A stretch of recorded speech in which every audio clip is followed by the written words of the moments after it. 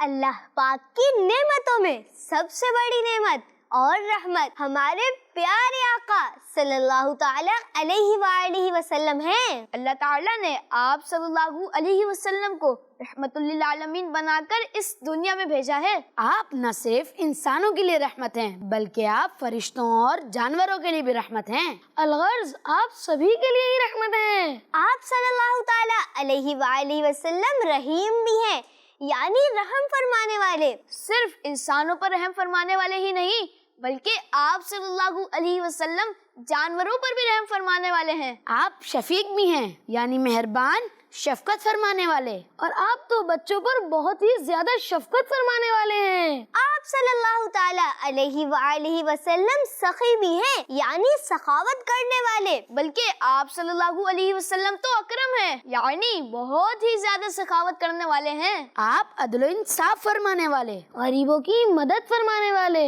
اللہ پاک کا شکر ادا کرنے والے، وعدوں کو پورا کرنے والے، اللہ پاک کی نعمتوں کو لوگوں میں تقسیم کرنے والے، بہت زیادہ صبر کرنے والے، بہت سچ بولنے والے، امانتوں کی حفاظت کرنے والے، اور اچھے اخلاق والے ہیں۔ اور آپ کے اخلاق کو قرآن پاک میں خلق عظیم فرمایا گیا ہے۔ بچوں کا مدنی چینل آ گیا، بچوں کا آ گیا